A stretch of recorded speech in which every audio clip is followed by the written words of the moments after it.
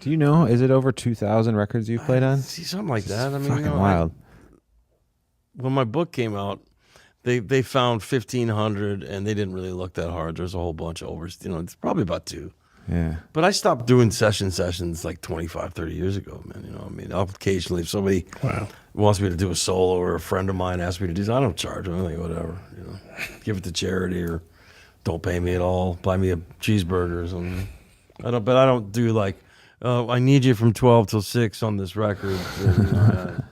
I mean, we were like the last of the great studio session musicians, men, who would show up and not know what they were going to do that day. There was no demos. There was no rehearsal. There was no like, what are we doing? Who's the artist? Sometimes we didn't even know who the artist was. Then as we got more successful, famous people would ask for us, or producers would say, you got to use Luke or Jeff or whatever. Yeah. And we'd end up on all the stuff. I can't even tell. It's it's the greatest times of my life.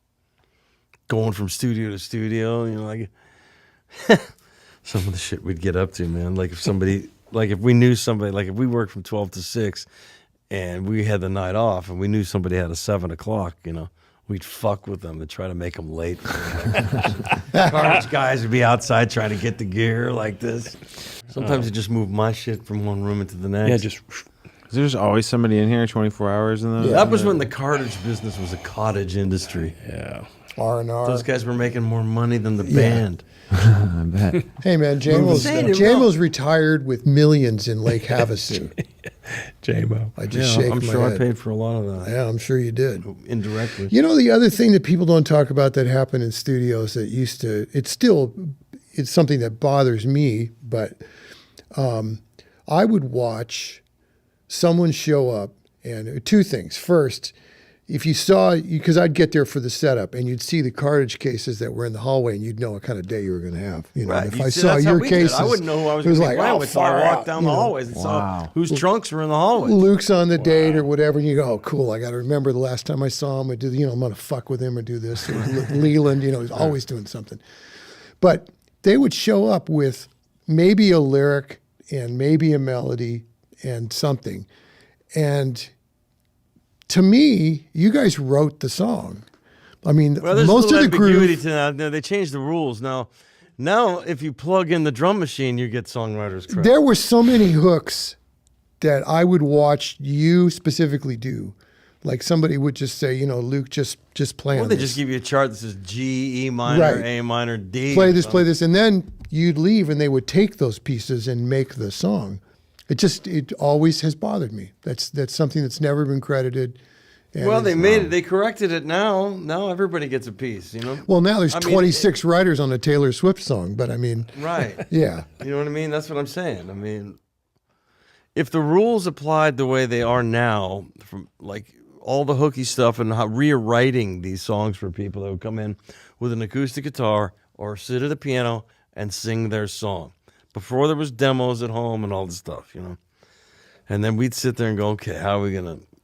We have to build a record out of this. Enhance this. Yeah, well, okay, everybody starts coming up with parts. And within 2 takes, we have a track. We're ready to go. Sometimes you get lucky and get it really fast and just punch in the mistakes from missing a chord change or something like that.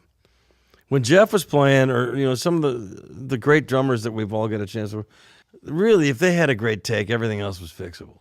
So oftentimes, we'd get something great and go, well, yeah, but I missed the bridge. Let me punch in bars. We'd sit there and write down the numbers that are on the thing. I could punch me in from 1650 to 18 or whatever. This is, let me tell you, way back in the old, working with Kent, like in 77 and stuff, and the best headphone sound I ever heard in my life. I don't know what the fuck was going on, but all I know is it sounded like a mastered record in my phones. Wow. Echoes and everybody could have it. It was clear, people are playing in the record, then they're playing in the record. And this is before there were individual mixes. So like you really counted on whoever was manning send, because as the main engineer, you're worried about getting the shit on tape. You don't give a fuck about my headphone mix. It's like, can I get a little more reverb in the phones? It's like, fuck you, I'm working on the snare sound. You do, though. Don't bug me, kid. That's just for you, your stroke. It's not going to make it good or not. Typically, in those days, you had 2 headphone sends. You had one for the singer and one for the band. And the only difference really was that there was more vocal for the singer. if the drummer wanted to hear the click track. And click. And that might be a separate send. But that could make or break a tracking date. Because if the cats can't hear each other, then it's just, you got nothing. The other one, the kid, I've got, here, I'm not proud of this, but see this and tinnitus were caused by wearing headphones on my head for like 14 hours a day, and then the novice singer taking the phones off and putting it around the microphone. So you get it's on your 10K head. tune, 10K tone at about 400 dB. You've never seen cats move so fast in your life. Oh, jeez. Nice. Same look on your face as bending over for the soap in the prison shower, except without the eye bleed. Oh my God. No, but it makes a big difference. Somebody having it, because you get it great. People get inspired by the sound. Great things can happen by inspire the band. It gets on the tape. Everybody's happy, right? And they're also the great engineers. When you'd see like, oh well, I already know this is going to be great. If you walk in and you don't know somebody, you're going to go, well, okay, let's see how this goes. How can I help? Do you consume any? Not anymore. No, it's been 14 years. Yeah, me neither. Going on 14 years. Modern music coming out, like. Do I consume it? Yeah, I got 4 kids. Okay. Some people don't touch it. Nick Launay, great producer, doesn't listen to anything. Well, it depends on what there's a lot of music that I've just become familiar with. I mean, I don't listen to top 40 music. I can't really relate to that much. Of course. Not that I don't like it. It's just that I don't put myself in a situation where I'm confronted with it. Like a band like Tool, who's been around Love for Tool. 20 years. They're fantastic. Amazing. There's a really interesting band called Periphery. There's got some wacky guitar player stuff, man. These guys, it's not metal, but it appeals to that audience. It's just, high-tech shit. Yeah. But cool. Something different. Exactly. Somebody give me a new twist to it, because if I hear the same freaking chord changes again, I'm, back 45 years ago, they were still using A minor, F, C, G. Nothing's changed. Yes. It's like you got to, as a session player, because we'd have to come up with unique parts for the same chord changes. Sometimes a songwriter would get the same song cut by 3 different people, and we'd be the same band going, all right, this song again. What am I going to play this time? But some of them became big hits. I was never the guy to pick a hit. If I thought, that's a hit, stiff. If I go, this is jive, man, I don't know about this. Multi-platinum single. I remember when we did Let's Get Physical for Olivia Newton-John. It wasn't here, but it was like, I remember when I was doing an overdub, do the solo on the record. And I'm with John Farrar, who I love. He hired me when I was a kid. I love him. He's such a brilliant songwriter and producer and everything. He played me the track, and I heard, let's get... And I'm like humping the desk. I'm going, yeah, man, this will be a big one. And he's going, no, mate, this is going to be a big one.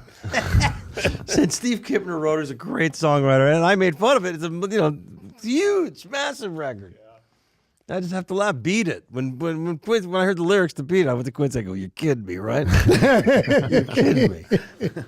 Huge. Sure enough, number 1. I was always the guy that would find the twisted version of the lyric that was never meant to be that way until I announced it to the entire songwriter. Then you can't unsee songwriter it. goes like this. We were on a record day for Richard Perry in 1977. Who was the cat's name? He was a songwriter he wrote pop songs for everybody. It was me, Jeff, Hungate, and it was all the guys, And this guy came in with a song called "But Love Me." But Love Me? But Love Me. Oh, But Love Me. But Love Me. But all we saw on the lead sheet was "But Love Me," and Hungate went around and put 2 T's on everybody's chart. And when he sang the hook of the song, we all stood up in the first take and yelled, "But Love Me!" And we got fired. That's pretty good. Poor cat, we ruined his life. He never thought it. The songwriter was like, that never entered his mind. And we ruined his song. Like, I can sit here for fucking days and do this with you, man. Oh, God, But Love Me. Yeah, you're gonna get a lot. You get a lot of clicks on this. Wow. I don't know what you're gonna do with this. Creative editing, perhaps. Some interesting things that happened in that vocal booth, though. I remember we were doing an overdub. You don't want to use this part. our tour manager at the time, brought this girl in, and you guys had those gobos that are made out of styrofoam. The foam ones. Yeah. You know where this is going now, right? And we're in there, lights out, dark in the studio. We're in there, and there's a vocal mic in there, which we happen to just turn up and hit the 2-track. Oh, Peggy told me the story. She was on that session. Yeah. Oh, you guys recorded and it. he was fucking this chick. Let me put it in your butt. No. Who was in there? I can't say because it was a married person. Oh. But Was. No, still is. Oh, This is why I'm even not better. saying anything. It could be a lot of. We've had 100 tour managers. So I wonder if the tape's upstairs. Oh. There's a 2-track somewhere, and we had it on full volume on the big speakers, dying. Oh my God. And they came in, and we hit play. Oh, really? And played it for him. Perfect. Playback? You put it in your butt. Really loud, 100 and some odd dB coming out of the big speakers. It was fantastic. Oh, It's a good time to end the. What a It's a bird. good time to end the interview. Oh, right. Nico. People want to know why we want to do this job. This is the greatest job in the world you can have. It is. I mean, come on. Absolutely. But I mean, in being serious, I mean, I'm talking about all this insanity. And most of the time, we were working. Sure. Oh, yeah. I mean, we took the work very seriously, but we Still worked do. hard. We played hard, Still do. right? I don't play hard anymore, man.